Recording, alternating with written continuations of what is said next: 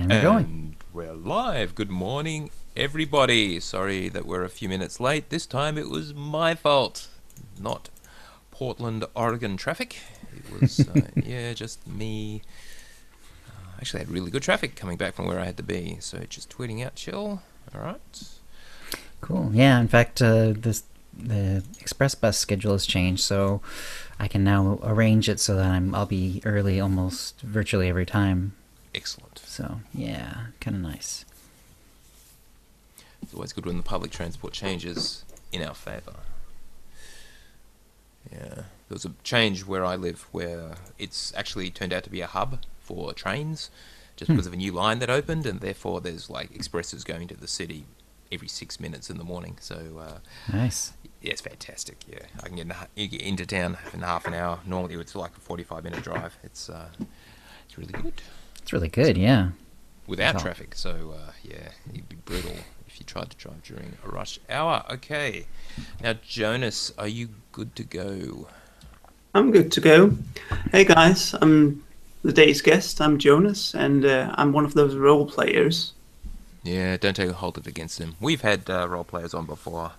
Who was the Not last for a while, one? but yeah. We did actually interview, believe it or not, Larry Everett, way back in the day. I think I actually Talking listened to about, that episode. Yeah, no, it was good. Mm-hmm. Poor old Chill didn't actually recognise the name. It's all right. I thought it was funny at the time. Yeah, it takes... I've never been particularly good with names, actually. Yeah, it's all right now. I'm with you these days. My memory's just going to shit. It's just terrible. You could just say we know so much. There's no room left, and stuff just has to get discarded or something like that. Now, how's our audio levels? Am I loud enough? Chill, you sound good. You're a little quiet, but not bad. Let's see. We tweak a dial. How's that? A little bit up. No Okay. difference? Yeah, a little bit. I can hear you a little better. And Jonas was really clear. Do you want to go by Jonas or by Iridox? Yeah, Jonas Jonas. is my name, so you can just call me Jonas. I use Roger. Iridox since it's sort of what people know me as on Indian, since it's Right. sort of the name of my character. Yep. I always ask Okay. people when they come on just so that they can be whichever they want for the show. Oh, Ducky, who's watching in chat, you are this week's winner. Just saying. Didn't get any other entries. So, spoiler, sorry. You are Ready the to go? winner.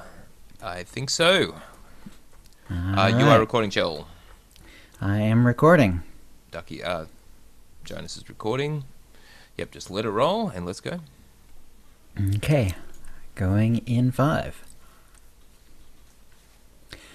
Hi, and welcome to the OotiniCast. Scanning. I detect something. Oh, it's you. This is episode 317, being recorded on Thursday, September 21st, 2017. I'm your host, Chill, with our producer and co-host, Tio. Hi, Tio. Hey, guys. And we have a new guest today. His name is Jonas. Online, he goes by Iridox. And Jonas is an RPer, and he's going to be talking with us about that later in the show as well. But Jonas, tell us a little bit about yourself, where you're from, and what you like to do in the game, and all that good stuff. Hey guys, I'm Jonas, or Iridox, which is sort of my avatar name, the name of my character. I'm from Denmark, and it's currently really late over here. Yes. I've been playing Swatter since they opened beta, and I've been role-playing in Swatter on the same character since a couple of months into the game, and on a daily basis, sticking to the game, I've led a Sith role-playing guild on the Progenitor for soon to be 3 years. Wow. And I think I also met one of your guys at the London Cantina tour last year. I sort of went there on a bit of a crusade when they took down the RP tax from the servers.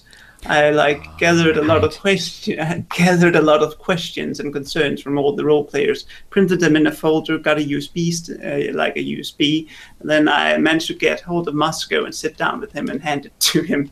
And nothing really came of it, but I did it. That's funny. So that was during the London Star Wars celebration? Is that's the one you're referring to? Exactly. Yeah. I believe Charlie and Snave went to that one. Yeah, I'm Charlie trying to remember who. Granatoko. Right. I believe Charlie would have been sort of like, because he came on the next week and talked with us about it. I think he had like a OotiniCast T-shirt, or was it an emblem or something? I just remember I recognized that and told him hello. Yeah, I think that's it. So, yeah. So, what got you into role playing in the first place? Have you been doing it in other games, or playing, live like Dungeons and Dragons type games? What or Well, what got you into RP? I role-played for a while in World of Warcraft during Wrath of the Lich King, but I was really young then, so I wasn't very good at it. Role-playing, getting into role-playing is a bit like a trial by fire. You don't know what you're doing, then people are going to classify you as a noob or guard mode or whatever. But Sword to Rister has made a really great video to get people into that, which I frequently link to people. Anyway, when Sworter came out, I already knew I was going to play it. I'd been waiting for it since it was announced, and I'm the guy with a huge Darth Vader tattoo on my arm, and I've read pretty much all the expanded universe stuff on Sith. So I was just like, well, I'm gonna play the game, go through all the storylines, which I did, and then I made a character, and then I went into role playing because that's what I was supposed to do. And I thought I knew everything about playing a Sith because I had read all these books, and I didn't really, so I screwed up badly. And then I got a hang of it through the years, and ended up an officer in various guilds and helped up setting up role playing events. And eventually made my own guild and been running cross-guild events and writing stories and stuff like that. Do you guys know what a role-playing event is? How we'd classify that? Go ahead. Go ahead and give that to us. Okay, guys. So, as opposed to actually teaming up in a group and going to do something in-game, a role-playing event is where you team up in an ops group, often if it's like an event where your characters are going on a mission or something. And like tabletop, you'll have a dungeon master who, in ops warning, will describe what's happening around you. And then characters will do stuff. And then sometimes you'll use a custom role system. And then you'll go and you'll act like your characters and experience what they are doing. Oh, wow. Or sometimes you'll just do a social event like a ball or something like that. Yeah, I've been to more of those. I haven't been to one where you actually do what I think of as real role-playing, like Dungeons and Dragons style with dice rolls and stuff like that. Well, my guild, the Nyash Directive, we have a custom role-playing, custom rolling system to sort of keep track of power levels and so on, so that you don't just roll the D100, which a lot of the role-playing community was very fond of doing when the role-playing started. But then you had those silly, scenarios where a couple of Tusken Raiders comes over the hill and shoots at you. And then the Acolyte and the Darth rolls D100, and the Acolyte rolls 100, and the Darth gets shot in the leg. So that sort of breaks immersion, which is very important to role play. So we sort of went by, but on the other hand, you don't want to make it too complicated because it is in an MMO, and you don't want to sit with several different dice types. So what we do is sort of we separate the Force into lightsaber, alter, control, and sense, which is sort of how RPG Guide separates the Force. And then we add stats to them, which people then roll with. Wow, that's quite advanced. So you've got you must have whole documents devoted to it. We have our own engine site, and then we have people adding character sheets there, and then we have a stats team which then approves it and rules and so on. We also post stories there and etc., which is separate from the RP side I'm going to talk about. That's our guild side. Very cool. Is there any other difference to playing on an RP server? I know that they're not technically RP servers anymore, but for instance, our emotes and sort of gear that looks really cool is much more expensive on that server than it would be on another server? Sometimes yes, but it also has to do with the fact that if on the EU side, Progenitor doesn't have an as large large population as Red Eclipse, for instance, which means more sales. So sometimes we'll pay those 90 cartel country sort of swap over, buy a lot of stuff, and then swap back on an alt or something like that. Right. Grab an alt, give them some credits, and have them go on a quest. Yeah, essentially. But yeah, I mean, we do use like /E a lot for emotes and so on when we role play, but it's a big separation of now I'm out of character doing this stuff, now I'm in character doing that stuff. So that's a big separation, and you could say in a way that when you're role playing, you're not really playing the game, because you're more just using the game as a setting and a platform. You could in essence, I mean, I just role played with somebody on Discord today, just writing and playing my character. I could just do that too. We did that because we were heading to Dantooine, and that was easier since it's hard to represent Dantooine in game. Mm-hmm. That's very cool. All right. Is there anything else you want to say before we get to Tio's week? No, I don't think so. I don't want to take up all your time. Okay. Thanks, Jonas. All right, Tio. And how about your week? Oddly enough, any ambition to actually play in the last couple of weeks failed dismally. For reasons I'm not even going to try to pretend I'm going to play. It'll be a nice, pleasant surprise when I do actually get into the game. I did log in briefly this morning, but then I had to go. So anyway, we'll see how we go. I did want to mention Chill's latest episode of Crypto Biography. This is episode 14 with Jason Zenobia, the voice actor. Fascinating. Really interesting. So yeah, really good discussion, as they all are, Chill. Are you tempted yourself, Chill, to actually go in that direction? It sounded like... Yeah, well, it is sort of an interesting thing that he's got going, because for people who haven't heard it or don't know, the last episode of Cryptobiography was a friend of mine named Jason. He's done voice work now for quite some time, and his speciality is not so much like doing characters for animation or anything like that, but rather doing corporate work and audiobooks and sort of different end of it. And yeah, it was really interesting to talk to him and learn a lot more about it, because and like I said in my introduction to that, I kind of thought I had a basic handle on voice work, just because we've interviewed a voice actor on this show before, and we're doing podcasting, which is kind of in the field, or at least semi-related in some ways.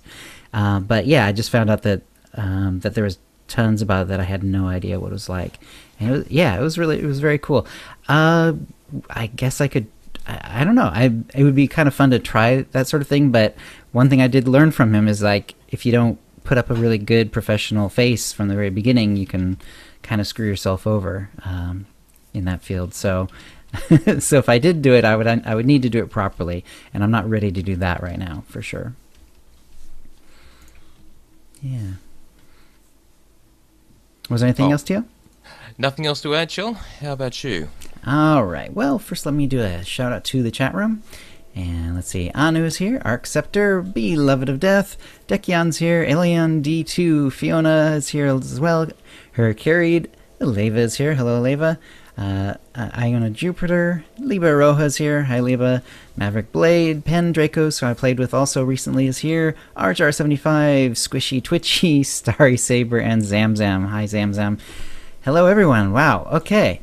And what I did this last couple weeks, did a lot of the high CXP stuff. So, a lot of Black Hole, fair bit, a little bit of Zyos, some Zerka, Section X, kind of hit Oricon, hit all the ones that have the bonus, basically.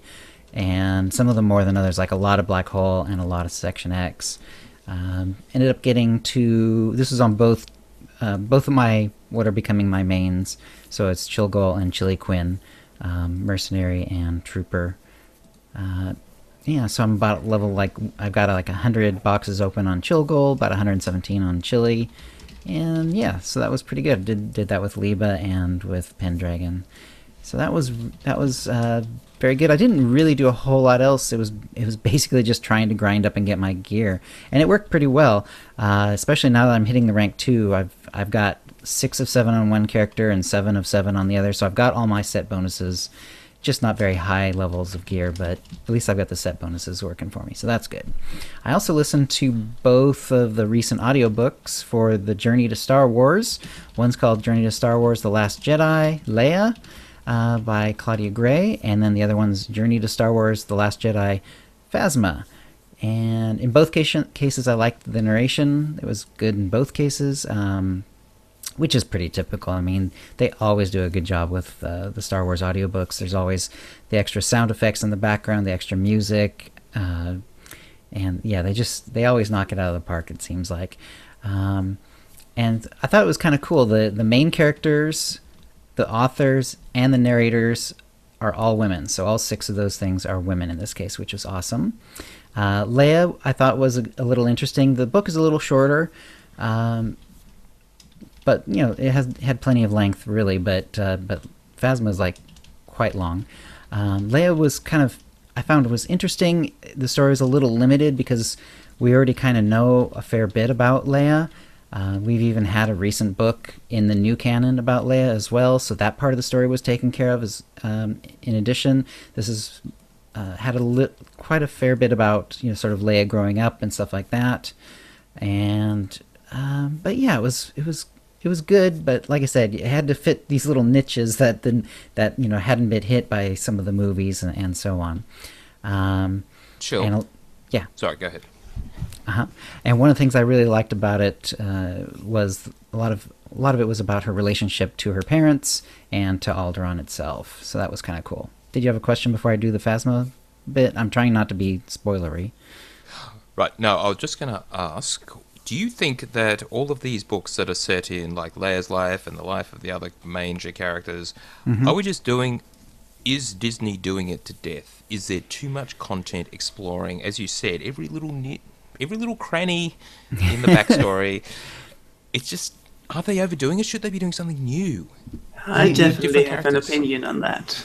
Go for it. Well, I mean, I think they might be phasing out the old characters a bit. And they they need to introduce more with Phasma. But generally, I have to say, I'm a real I and a lot of my role-playing friends, we are real expanded universe. We're very passionate about that. And for me, a lot of the actual Star Wars I enjoyed was the Old Republic stuff, the actual novels, comics, and also some of the stuff that was post the movies in the old expanded universe. And it honestly annoys me that the new canon focuses so much on one era when there are so many more interesting things. Like, we already know Leia and these characters, and it's interesting to a degree, but I'd really love to get some more, more of the Old Republic, and they were just getting into the Rakata, and I don't know, I'm really annoyed about it, to be honest. Some of the new books are good, like Lord of the Sith, and I was never really a Thrawn fan, despite having read the Thrawn trilogy, but the new Thrawn book is actually really good. So some of them are really good. I just wish they'd, expand their view a bit, not cling so much to the movies and the characters from the shows. Mm-hmm.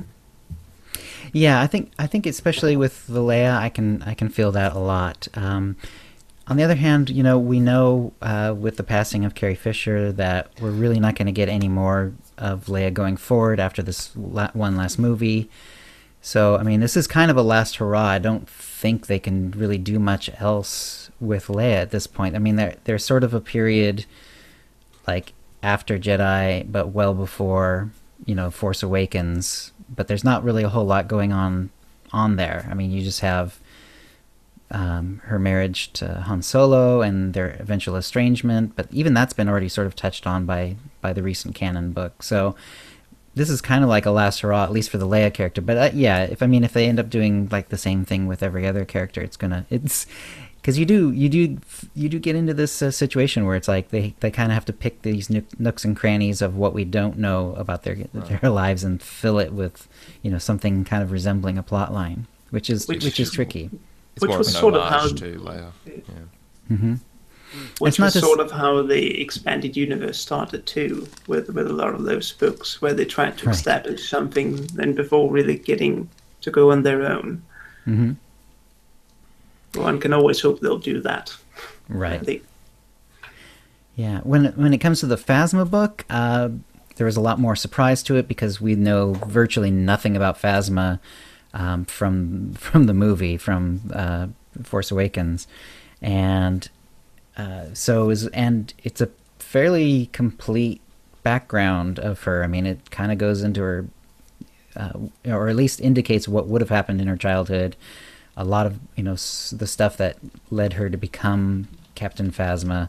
And I won't go into details because that gets very spoilery. But anyway, obviously, lots more surprises, lots of room for finding new areas that haven't been explored, and it wasn't absolutely my favorite story of New Canon, but it definitely had its moments. There was a couple of nice turns, especially towards the end. So I'm wondering if, like, I listen to it again, maybe I will be grabbed by it a little bit more this time. Not a bad story though, and definitely gives you an idea of like some kind of a little bit of what you might expect in the next movie without it doesn't actually give anything away from the next movie really, but it kind of gives you a little bit more about what her character is like, because we really learn so little about Phasma that you can't even kind of tell much about her character except a little bit through her acting and so on. But now if you listen to this, you'll definitely have an idea of the sort of things she's capable of as a character, which is kind of cool. So that'll move us on to the tip of the week. It's just one tip of the week this week, so I'll go ahead and read it. And it's from Ducky Anuri. And Ducky writes, "Hey guys, I have a tip regarding Conquest, Iocath, and crafting. It's been fairly well known that you can complete weekly conquests sometimes just by crafting, but most of the time you only get one go at it, and it's most efficient to start an invasion force for the single craft as it usually completes 2 objectives simultaneously. However, on the weeks when any or all war supplies are not on the single to complete objective, you can complete weekly conquest just by crafting. Take some prep in building up your pairs of tier subcomponents, but it's fairly easy. With the addition of Iocath as a conquest planet, you get another go in the rotation. If you have 6 strongholds at 100% for the 150% bonus, and someone in the guild has set Iocath as the invasion planet, it only requires 9 of the war supply subcomponents like the crystal capacitors and starship weapons to complete the weekly. If you put 1 invasion force into the mix, it took 6 more subs to complete the weekly. Wow. That is not a lot. That's a big improvement over the usual amounts. So the winner is Ducky, of course. So, congratulations, Ducky. You're the winner of a Tonfon or M83R droid pet code, courtesy of BioWare, and a new OotiniCast provided Cartel Market Pack from the latest shipment. If you'd like a chance to win the same, please send your tips to OotiniCast@gmail.com by a week from Wednesday. And that will bring us to the holo feed. Tio? Not too much to go through. Now, we have found out when the roadmap is coming out, but we'll get to that, because they only just let us know today. So, let's start with maintenance. There was some back-end maintenance. No big deal. Obviously, no client update. This was last Tuesday, September the 19th. The only glitch was purchases on Spoitor.com for Cartel coins or subscription time was apparently delayed in delivery, but they worked that out within 3 hours and then everything was back to normal. So basically, pretty smooth background maintenance. This is all leading up to Game Update 5.5, which is coming in a little while longer. We have to wait a little while longer. Eric Musco has updated the conquest schedule. What they're doing is now, rather than having to rely on data mining at various locations in the internets, you can actually just go to the official forums, and Eric has a sticky post which lists them all. He's just added for the 4 weeks of November. So I'll link to that if you haven't found it already. It's worth bookmarking if you actually care about conquest, which people are still doing, as Ducky's tip indicates. Now, there was a post that we covered last week from Keith about the more maintenance than usual and what they were going to do to compensate players. And if you'll remember, we had all that downtime, and which went over when the double XP CXP event was. And so what they agreed to do was give us another week. This is ahead of the one that's in December, around the holidays, around Christmas. So it was a little unclear what they meant, but rereading it, it's now clear they meant that with the launch of Game Update 5.5, we will get 1 week of double XP CXP event, and then another week or so over the holidays in December. So with 5.5 and then again. And that is to compensate for missing out. So we weren't going to get it, but they're giving us that extra week. And of course, that daily area bug is still there in terms of the XP. The huge amount of CXP from every daily, it seems, except for Iakath. And that will probably continue until Game Update 5.5. Now, in response to that, there was a really, really patronizing post from a player who, and this is a particular strategy that there's always irritated me when someone is being extremely condescending in terms of, you should start asking yourselves why players flock to do dailies for CXP. Perhaps I could suggest an answer to that, but I would prefer you came to the natural conclusion among yourselves. I'll let you mull over that. Just say what you mean. But anyway, Keith did respond to that saying, obviously they do concur with players about CXP rates, incentives, and his point was, by increasing the CXP from daily areas, people went to the daily areas and loved it.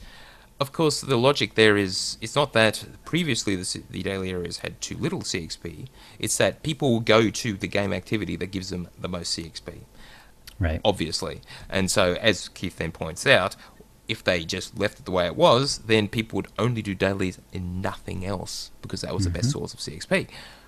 And so what they're going to do instead is perhaps boost those values in terms of return, so your return on time is better than it is now, but not just with dailies. They'll just spread the love around all kinds of areas of the game. Now, we do have an update on Game Update 5.5. They were intending it would be delivered in late September, but they have decided to move it into early October, specifically the 10th of October. That is Game Update 5.5. The reason for that is they want to focus on quality, that is testing, to make sure they didn't have the issues that arose with Game Update 5.4. They are giving themselves some extra time. But there is another reason as well. Just a post today from Keith saying they're going to release the roadmap in conjunction with the SWTOR Cantina that's being held at the Cantina in conjunction with New York Comic Con on the 6th of October. So roadmap, 6th October, and then Game Update 5.5 on 10 October. So there's that. Yeah, so Keith says in the roadmap he'll provide us with a picture of exactly what they're going to do through the end of 2017, which is basically last 3 months, and then a glimpse of what's in early 2018. We'll make sure they're available to answer questions, obviously since they're at the Cantina, address concerns, and offer any additional insight. Yes. Oh, and for those of you who are actually lucky enough to be in New York for the Cantina, they have a fun surprise for you that they'll announce in an upcoming live stream. So they're going to do another live stream as well, because we haven't had one for ages. Yep. All right, so that's that. Roadmap coming out 6 October with New York Comic Con's Cantina, and then 5.5 October the 10th, and they haven't actually said when Game Update 5.6 is coming. So, have they got enough game updates to get the last 3 bosses of the operation out? So 5.5, that's boss 3, hopefully in October. If there's one in November and one in December, I guess I'll make it. It's tight. Yeah, a little too tight. Or maybe they'll just release multiple bosses at the same time. I mean, they can if they're ready. No reason to have to do it one boss through game update per game update. Alright, now we also have, in SWTOR news, some class changes that are coming in Game Update 5.5. Firstly, let's just talk about gunslingers and snipers, specifically where is it? marksmanship sniper, and sharpshooter gunslinger. So those disciplines for the mirror classes. Basically, they are performing a little bit much. Sorry, they're overperforming slightly in terms of their DPS. Remember the various DPS targets, and I think Gunslinger was the one that was at the bottom because they have it so easy in terms of just being able to crash down and just pick people off. So their target DPS is actually just hitting a dummy, lower than everyone else's, but that is as intended. So anyway, they're going to reduce the critical hit chance and damage of the snipe or charge burst ability by a small amount through a passive. So basically, that's it. Only change. Okay.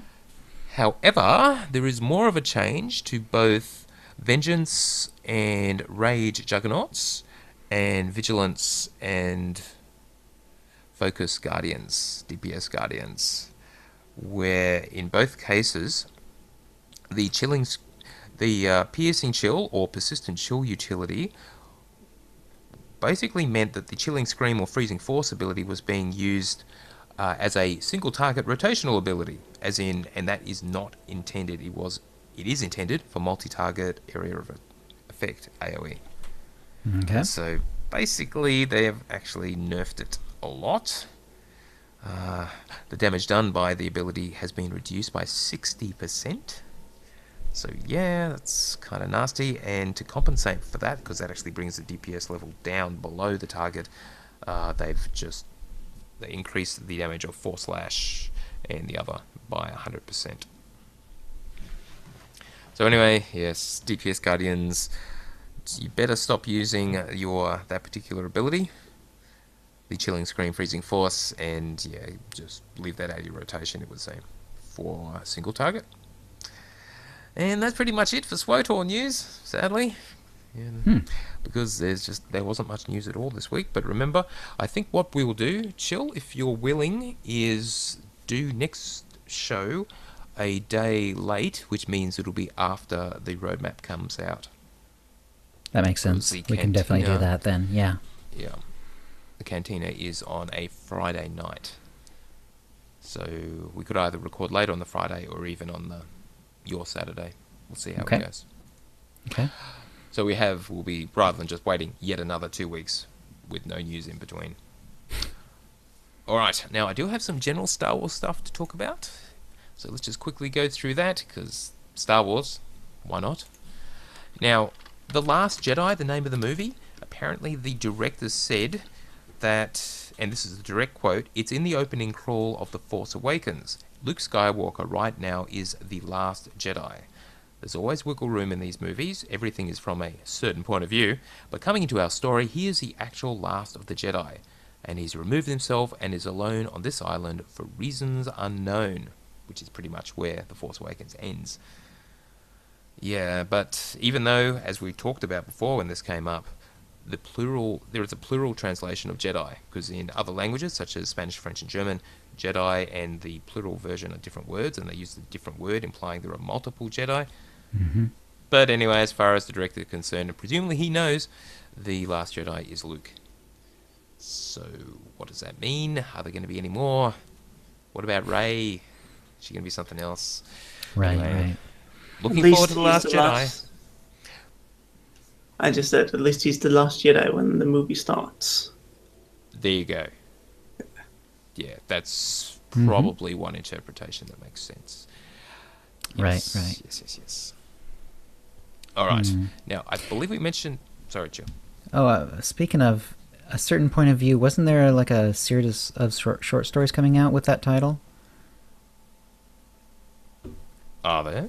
I thought there was. Let me do a little search while you keep going. All right. I don't want to cut it in later. We'll just wait. In the meantime, we'll just... No, we won't entertain with banter. We'll just wait patiently while Chill does his little Google search. Let's see. Yeah, it's definitely... it's a unique anthology featuring Star Wars stories by best-selling authors. Okay. Yeah, it's definitely a thing.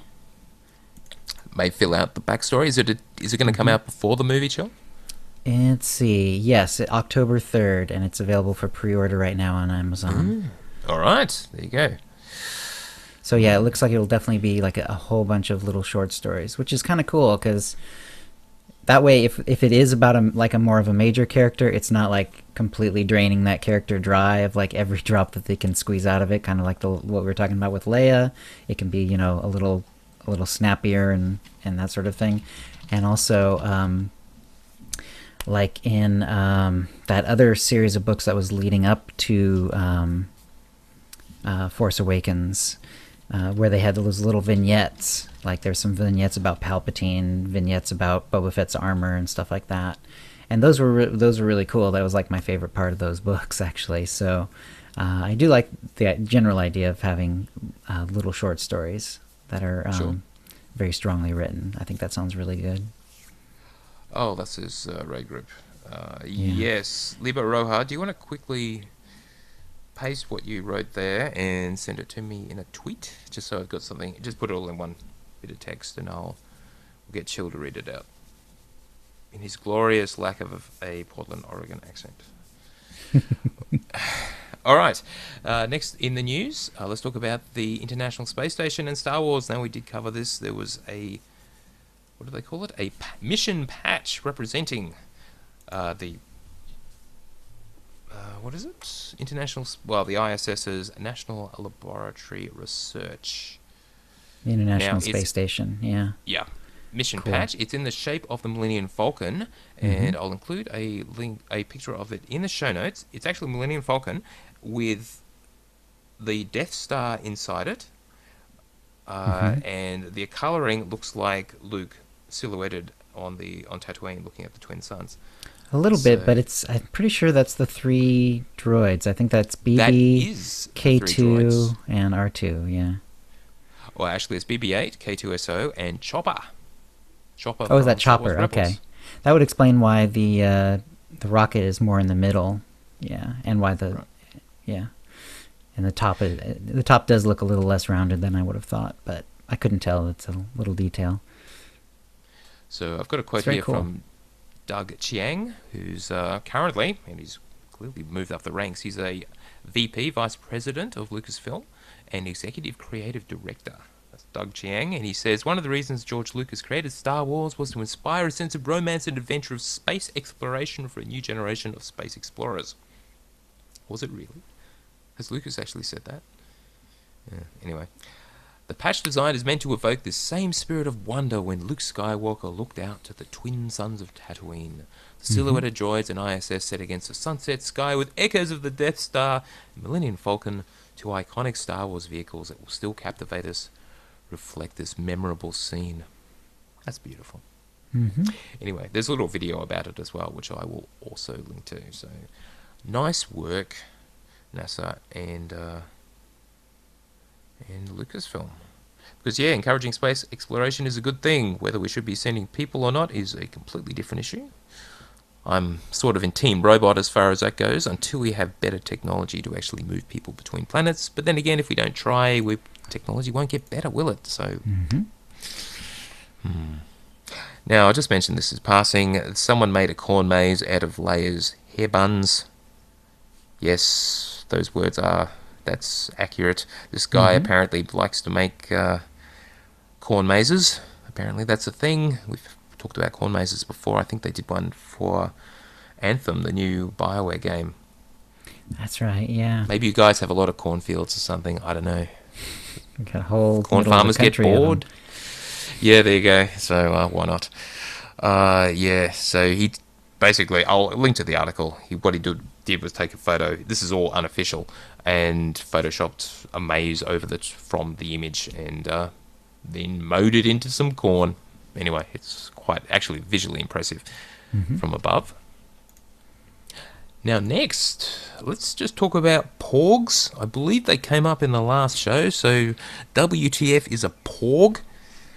How would you describe them? They're sort of like lemmings, little fat lemmings, or it's like a sort of lemming, big eyes, of course. Yeah, lemming crossed with a penguin.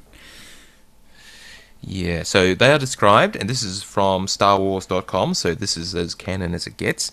They are small, flat-muzzled avians, that is birds, that flock about the rocks and roost in the cliffs of Luke Skywalker's secluded island. That's Ahk-2. Porgs are inquisitive creatures. Okay, and there's a couple of sketches there and a picture of one in the cockpit of the Millennium Falcon. Sitting next to Chewie. This is obviously a scene from The Last Jedi. How that works, we don't know. Right. Okay, anyway, they did release a little more information, so this is all a bit of backstory for The Last Jedi, so when you see your first Porg, you aren't completely surprised. Porgs are seabirds. Their colouring may vary. Male Porgs are slightly larger than female Porgs. They can fly short distances. As noted, they're inquisitive. They build nests, and baby Porgs are called Porglets. And Okay. if you can translate this into merchandising opportunity and think Ewok, I think we're along the right lines. They don't appear to be intelligent, but yes, I can see myself getting a Porg plushie for my daughter. I think she would love it. Mm-hmm.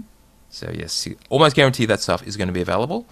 Now, speaking of scenes from The Last Jedi, they did release 22 high-resolution stills. There's quite a few. I did grab a couple for our show notes.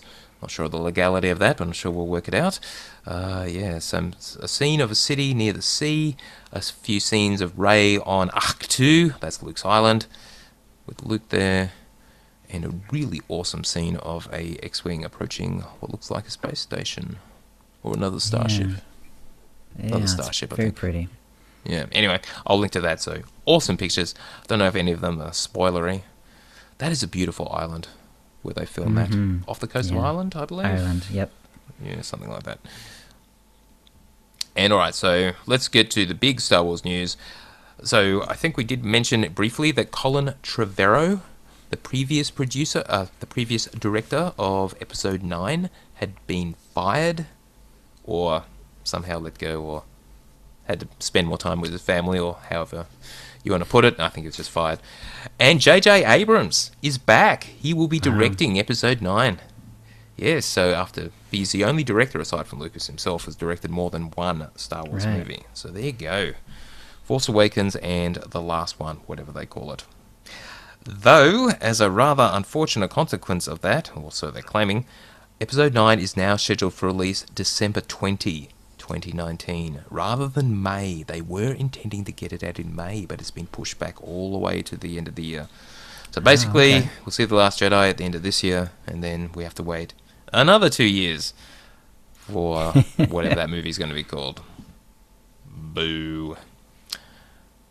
Yeah, so anyway, nothing more to add to that beyond... I don't know how I feel about J.J. Abrams being in The Force Awakens, because The Force Awakens, as glorious as it was kind of flawed in some ways, and some of that was just the way J.J. Abrams operates.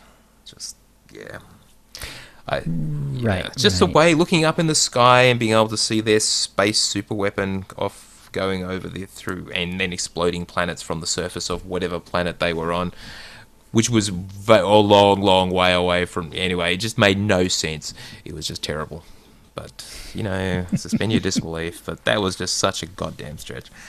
That's what caught you about that movie? I didn't actually think about that. It was better described in the novel, but what about the entire, it was just a rehearse thing? Or Rey suddenly rehash. getting Rehash, you mean? Rehash. Or Rey suddenly getting superpowers without training, or, well, this goes on, I think. In terms of parallels to the original Star Wars and New Hope. And how it was an homage to it, is the only charitable explanation you can give. I believe J.J. Abrams actually claimed that himself as an homage, Let's hope he doesn't make another one. As long as the Death Star doesn't turn up again, I'm sure we'll all be happy. Well, presumably he would be doing an homage to Empire Strikes Back next, so it'll have... It'll start on Hoth, yes, have or Hoth some and other Dagobah. ice planet. Please no. Yes. Well, I suppose Rey is with Luke, learning to be a Jedi or something, maybe. Do you reckon Luke could actually carry Rey on his shoulders in a backpack or something? Well, they've done that joking picture, yeah. It'd be the other way around. Already. Rey would be carrying Luke in the backpack. Yes. Okay. Yes. Yes. All right. Remember Right, there's back the two actors did a joking one where he briefly like jumped on her back and was like pointing, and they snapped a picture really quick. It was pretty amusing.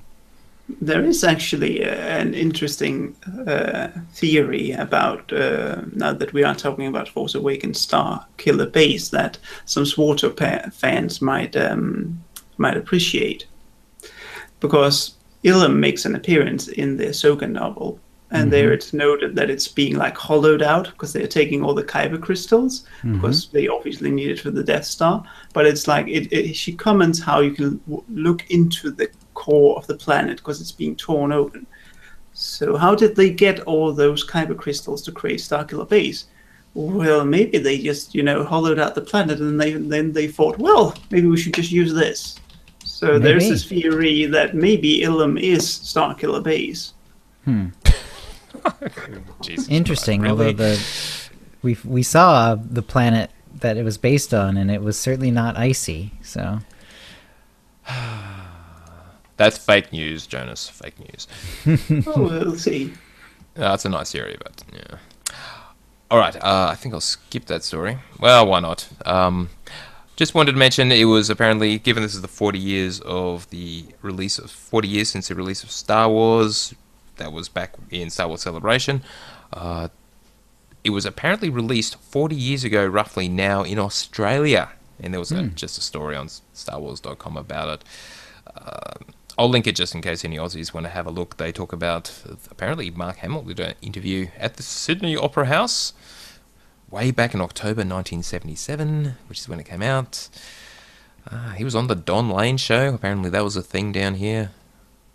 Well, I guess I sort of remember that vaguely. Yeah.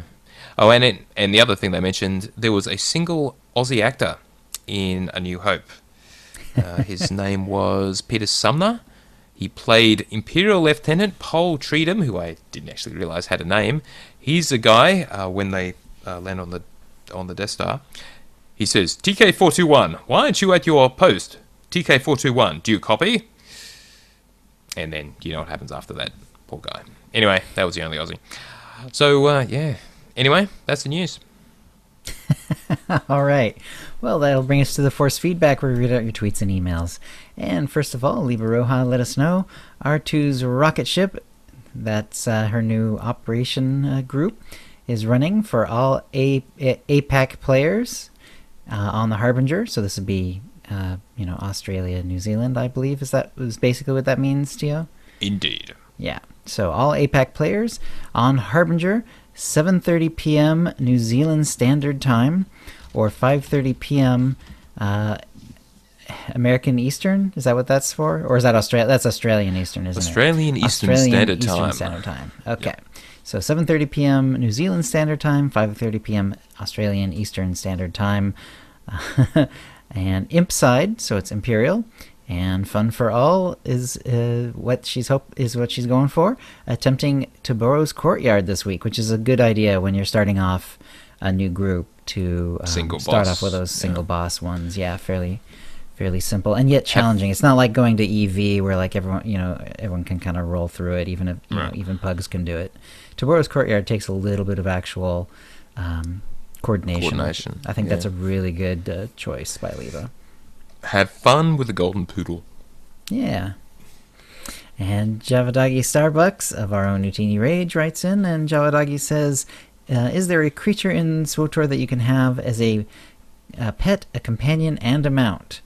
And wow, back in the day, my hunter had a turtle for all of these roles. The mount was very slow, to say the least. Oh yeah, I remember that famous one, turtles, where it would actually slow you down below your running speed. I think below your walking speed even. Right. But it was technically a mount, and you did in fact mount up. Let's see. Well, now if there was a Tauntaun companion, I'm pretty sure there's a Nexu, because there's a Nexu companion. There's a brilliant. Nexu mount, I'm pretty sure, and I know that there's Nexu pets, so maybe a Nexu would work. Win. Nice work, Jill. Yeah. Nice work. Pretty sure that works. And it would be actual full speed, so that's good too. And Ducky, who won the contest earlier, also wrote in, I would like to invite anyone to an Utini event on Saturday the 23rd, starting at 5 p.m. Pacific, 8 p.m. Eastern, and what works out to be 1 p.m. after the time change on Sunday to New Zealand. It's DT, so not standard time, but whatever that means. Daylight time. Now it's daylight time? Okay, to New Zealand daylight time. Not sure about any other time zones, so please beware. We are hosting a duck hunt and Utini 500, this time on Imperial Terrace.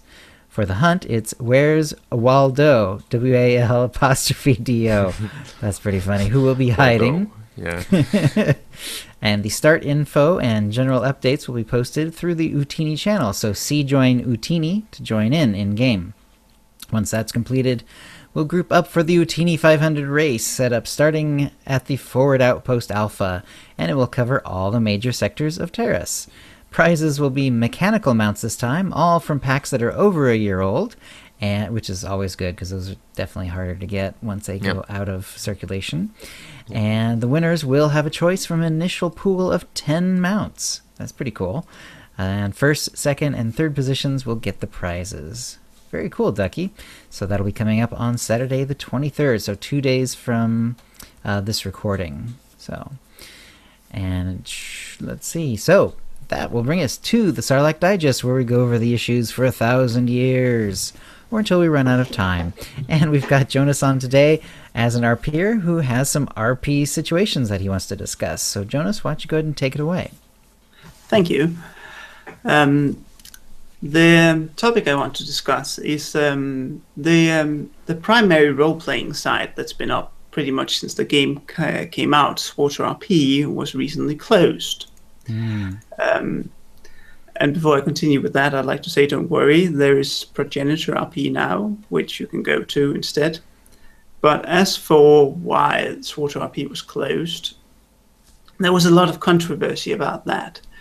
Essentially, the admin said that it was to preserve their legacy because they didn't want to hand their site over to anybody else, which I suppose you can understand. The issue, well, what I and a lot of other people took issue with is the fact that they actually hadn't really done much with the site for a long time. It was more like an open forum that had stood there, and after the RP tax was removed from the server, it was one of the the primary medias through which role players figured out where to go if they wanted to actually find role play.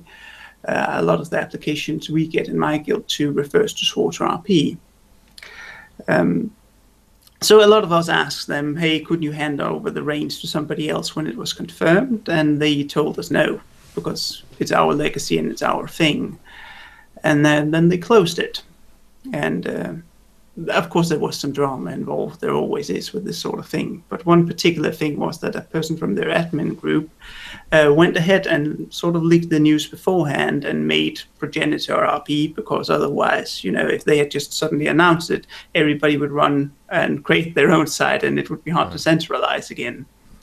Right. So he did that, and there was some drama with that. But the site got closed. But the main reason I think it's important to promote the new site is because if you Google Swatter and roleplay now, you'll still find Swatter RP as one of the top search options. Sure. And you'll go to that, and the first thing you'll see is a big post saying we're closed. Then if you scroll down, you'll see, oh, by the way, there is this other forum. Right. Which isn't really ideal, because then you might lose a lot of role players that way. Yep. Or people will try and role play in another game, which is really sad. And even if you check the site infos now, you'll still see that there's more people on a daily basis going to Swatter RP than there is Progenitor RP, which is why I'm trying to spread the word a bit. Right. So that's essentially that. So, do I want to know what the drama was? I get the impression, and from what they were saying, that just through the life of the site, there's been all kinds of drama. Is that just something that's inevitable with role players? Or is it the individuals in question?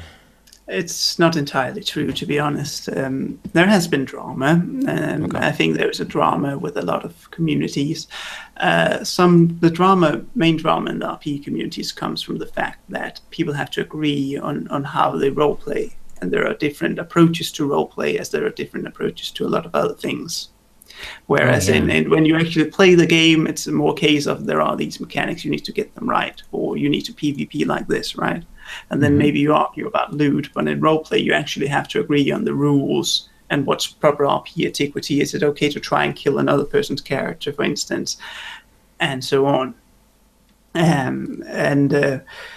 You had some drama on the site because they didn't really hire enough moderators, and the people who moderated it, they were held at tight leashes by the admins who were never really around. But the site still flourished. There was still a lot of guild advertisements, a lot of stories, a lot of content until they suddenly decided to close it. What happened is that the person who made the new site sort of told the people who knew over Discord, and that he was setting up something else, and people sort of waved it off a bit as that was probably just a rumor. I personally reserved my opinion until one of the admins then made a post because the rumors were floating about, and at that point, I and several others sort of sent a private message to the primary admins and told them, hey, it's not really so great because Water RP is the place that gets the attention, and we could probably move our threats elsewhere, but it's a lot of work. And could you just hand the reins over to somebody? And everybody's more or less pointed towards the admin who would create, progenitor RP and so on. And we got less than civil response, and then they made that whole thing and started talking about their legacy. And honestly, if can I be brutally honest? Yes. That site Please. didn't belong to the admins. They set it up. It took it's not that hard to set up an engine site. Mm-hmm. They put it up. They wrote a few articles now and then, but the site really belonged to the community, and they just pulled it down because they could. That's a bit of an ass move, I think. But they sort of very effectively silenced everybody on the comments. If you actually go to the post and you look at the comments, you'll see that one of them pretty much said, "Well, that's enough for now," and then he just closed the comments. So that's that. Right. I guess there's no way of actually cloning the site, pulling all of the history out of it. No, not all of the history. But I mean, it's not. It's an issue, but we have the new site and we've moved threads there because the site isn't closed yet. I just don't think it's getting paid to anymore, and it's not being moderated. It should also be mentioned that a lot of the actual community players actually donated money to keep the site up. So that sort of puts, it sort of disputes the whole point of them with it being their site. But Progenitor RP is up, and Ebonhawk has its own engine, so you can still find roleplay. People just need to be aware that they shouldn't go to Swatter RP anymore. They should go to Progenitor RP. Okay. I guess you can see their point of view, but as you've also said, it's become far more than what they initially created or envisioned. It would have made more sense to hand it over if someone else was willing to pay for it. That's just, unless there's something deeper going on, it's just kind of weird. Yeah, well, it sounds like some egos got involved, essentially. Yeah, I think so. But I mean, of course, I wasn't in the admin team, but I've been on that side ever since its inception, essentially, and dedicated a lot to it, and so have a lot of other people. So, I mean, even if there was something going on behind the scenes, I think it should have been handed over. Yeah. Yeah. Is anything being lost as a result of this, besides the fact that it's where people go via Google to find SWOTOR RP?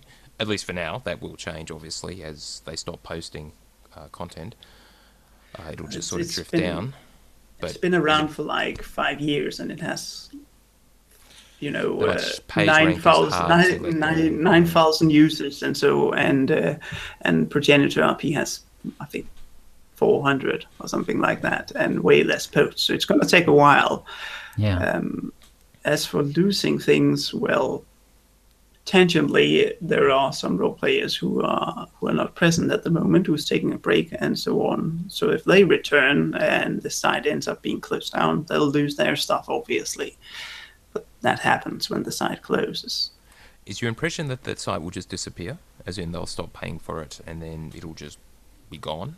So That's the impression I get. Yes, Yeah. I mean they said when they're closing it, this is their legacy closed, and they left it open for now so that you could copy your stuff out, which is of course Okay. great. Yes. But they sort of left it. So For what it's worth, when Google and the other main search engines do their crawling, if they discover a particular domain is gone, as in you're getting a 404 if you try to get there, and it just doesn't come back, it will be effectively removed from their rankings automatically. So Right. it should just disappear. Progenitor RP should rise up essentially, so people will be able to find you. well, I hope that's true. Well, I presume that's true. That's great to hear. Yeah, I've looked into this before for various reasons. So yeah. Now, you were also going to talk about a few specifics of role playing, or did you really cover it earlier, Jonas? Well, I can talk about roleplay all day. It was more a case if you guys have any questions to a role player, I can come with a few examples or discuss various topics. Well, like, what are some good ways for people to get into roleplay? Go to If they're Progenitor interested. RP. Exactly. Yeah. Well, I think, as I mentioned earlier, I think the biggest block for getting into roleplay is that it's very different for from everything else you can pretty much do in an MMO, and it has a lot of unwritten rules. And if you don't know those rules, there's a very big chance that you'll be seen as a troll. So I'd say if you want to get into roleplay, first of all, try and talk to some role players out of character, or go watch the movie about getting into roleplay by Swarter that really covers a lot of the basics. And then maybe go to like an RP hub like Korriban or Drummond Cars around the Cantina, or Nashida around, the slopes, and Right. see what people do, and try for yourself, and then join an RP guild. I'd obviously say go to Progenitor RP and find a guild there, or read some guides, something like that. It also Right. helps if you're good at writing, obviously. Yeah, so you're right. There's a bit of of your own storytelling, but then once you're doing role playing in game, then it sort of becomes a shared storytelling experience when it's For working you, right. yeah, when it's working right, it's sort of a shared story experience, or actually like living your character's day-to-day life together with the people you're role-playing with. The way I experience role-playing functioning is that you have your character, then you have the group they interact in, and then like the guild, which is sort of like an expanded bubble, and then that guild then functions in the wider RP community of the server to an extent. And then you meet and you role play various storylines. The guilds are usually the ones like doing the storyline, and then occasionally they'll role play with each other. But sometimes you also have like wider role play, or some people go into open world and try to find new people to role play with, which then gets involved. But I think a good metaphor is, imagine it like a really big football field where everybody has balls, and then they sort of kick them into each other and they start playing. That's how role-playing functions when it's great. When it's not so great, it becomes a case of a few people throwing balls to people, telling them, now you need to do this and this and this, and they sort of wait to be spoon-fed. Oh boy, that would be awkward and ultimately unsatisfying for all involved, most likely. It happens sometimes. It's not always so bad. I mean, an example could be like if you have a guild and you have a couple of storytellers, and people just log on when they are running events, whereas ideally they should be on daily, or well, when they have the time. Real life comes first, obviously, but they should be on daily, and they should figure out, what's my character's goal? What's he doing in his life? What's he doing when he's not on missions? and then he should, from those motivations, he should start going around and role-playing with other people in the guild or the wider community as a whole. And then often stories will spring from that, which you can then create an event out of. Right. Do you usually recommend that people like play with high-level characters that are already at max level, or do you recommend they start off with like lower-level characters? There are different opinions of this. There are some people who are into like RP, PvP, where they use actual game mechanics. Mm-hmm. My own personal view, and that of most players insofar I've seen role players, is that level doesn't matter. Level is an in-game game mechanic, and roleplay and game mechanics are kept separate. Right. So your level doesn't really say anything about your character. It might be inconvenient if you have to go to some planet for a role-playing event or something like that. Right, if you don't have your class ship yet, for instance. For instance, yeah. But otherwise, it doesn't matter. Most of the time, I actually don't even notice what level people are. Because it's not really relevant to the roleplay. No. Right, right. Interesting. Do you find that, do you get sort of pulled to play the game the normal way so that you can do so you can actually get better gear and stuff like that, or do you just find that you're really just interested in doing role play like all the time, and your gear and whatever doesn't matter much to you? It varies. I mean, personally, I don't really play the game anymore. I decorate and I do GTN stuff, and then I role play. Roleplay being the primary activity. Mm-hmm. Some role players play the game too. It varies. I mean, I did play to get the new stronghold, and then discovered I couldn't because I had too many, and stuff like that. I might farm something if I want a specific piece of gear or decoration or something like that. And I do play the stories because you use the overall game story as sort of a common framework, like Sure. What's going on in the galaxy. So as a guild leader, I make sure that I'm up to date with that. But otherwise, no, I don't really play the game anymore, to be honest. Right, not in the sense you're in the game all the time, but you're just not playing the game. No, I'm role playing, Right. Which is also great in a way because. As one of you mentioned before, or give the impression of, it's a bit boring at the moment because there's no new content really coming out, and there's just command ranks, whereas I don't really care. I just roleplay. I'm not really dependent on that.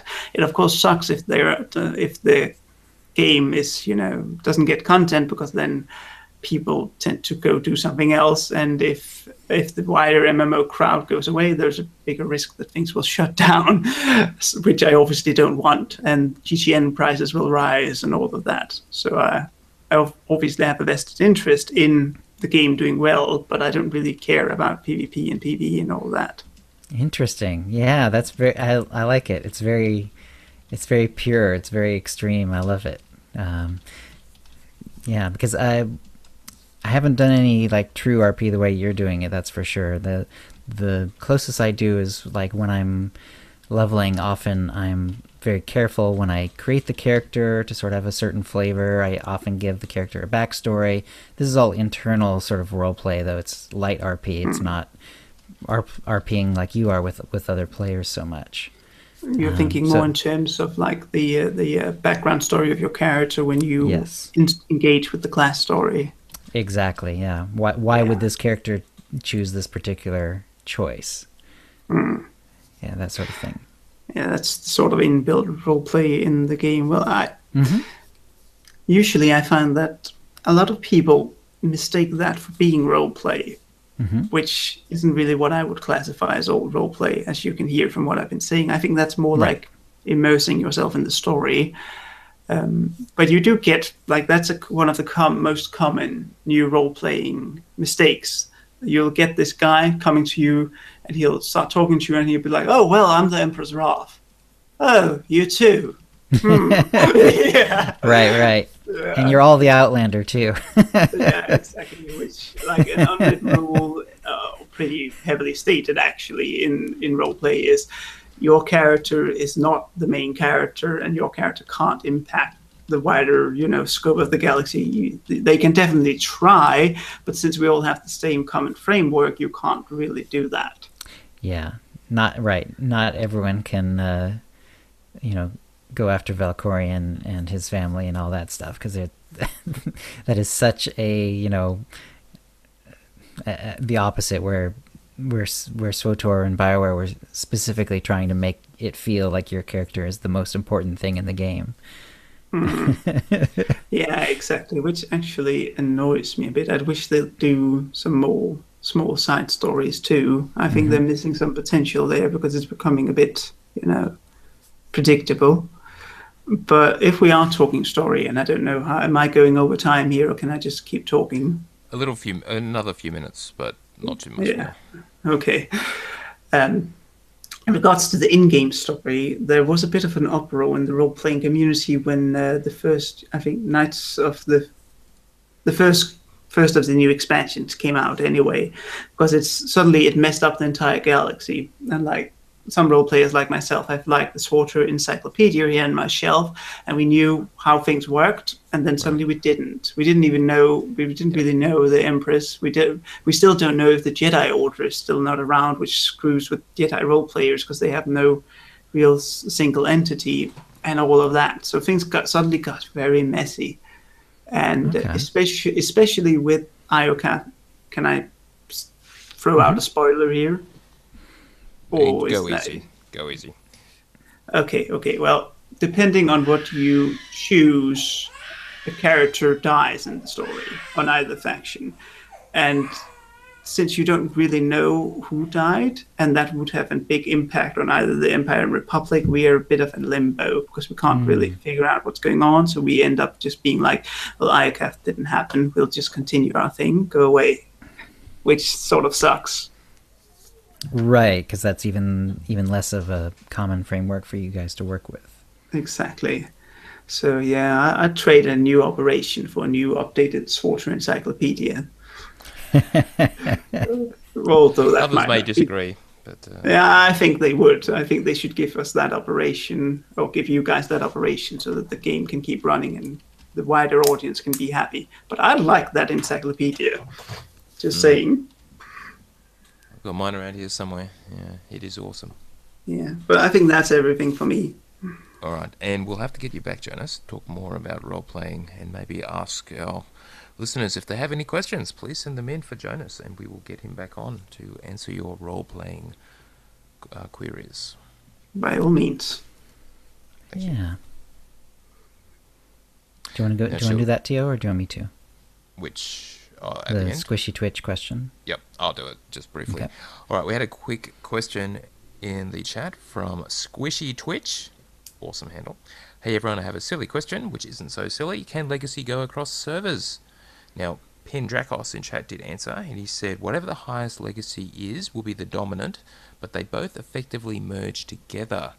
Now, I will link to the EA help page, which summarizes exactly what happens. But essentially, all of your Legacy unlocks, achievements earned, and triggered collections will be waiting for you. So all of that basically goes across collections, particularly since they're account-wide, but achievements earned and Legacy unlocks all just merge. So if some are unlocked and others are unlocked when you transfer, it's the superset of those, or the union, shall we say, if you use maths, of those two sets of things. So you don't lose anything, you effectively gain your Legacy level. If you haven't actually hit 50 yet, Legacy level 50 will be whichever is the highest of those two in terms of the amount of Legacy XP you've earned. Now, with worth noting, outfits, if you've created a number of outfits for a given character, they will be lost if you transfer them, so just be aware of that. You have to do them all over again.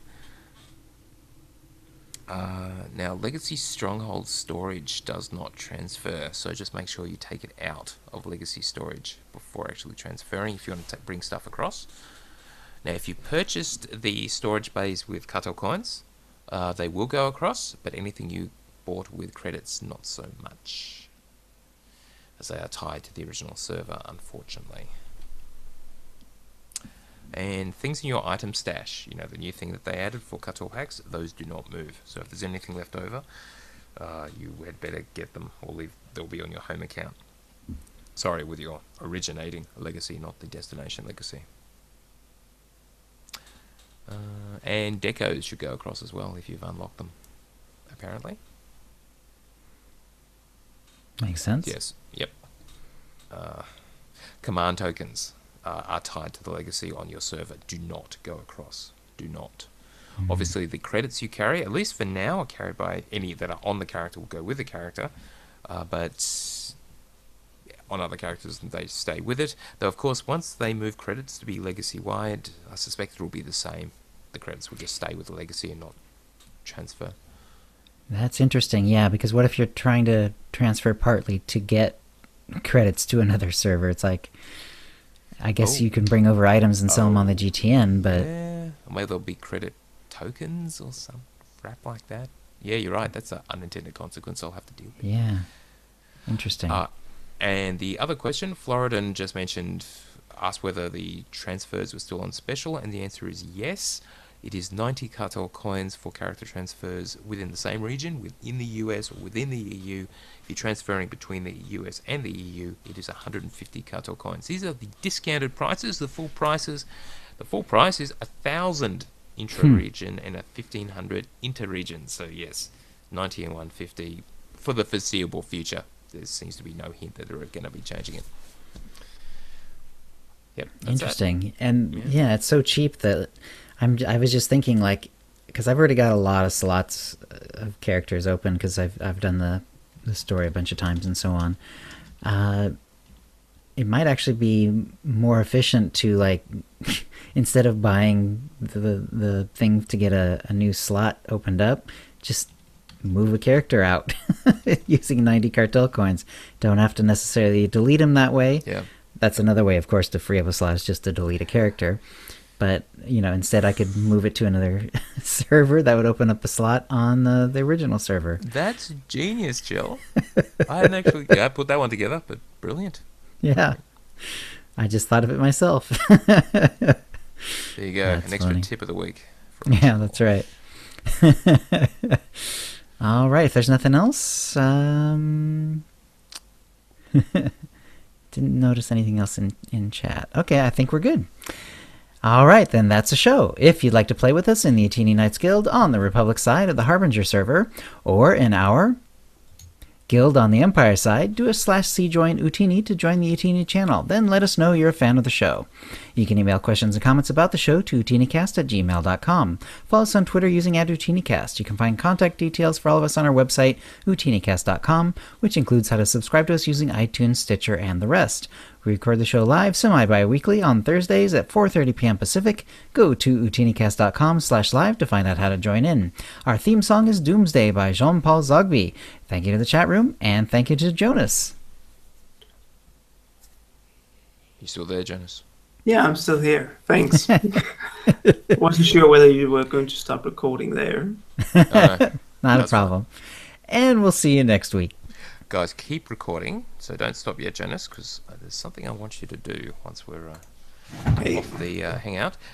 Guys, thank you for watching. Thank you very much. We will be back in a little over a couple of weeks, since, as noted, we do want to record the next show just after the Cantina and the release of the roadmap, where we will have lots of news, hopefully, to talk about. Lots of things to ponder.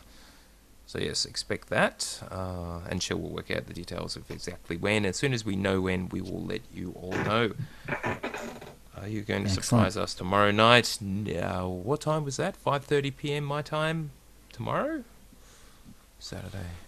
There's almost no chance, unfortunately, because family, but I'm not even sure I have a character. Oh, I do have a top-level character, yeah. But his command level is a big crap.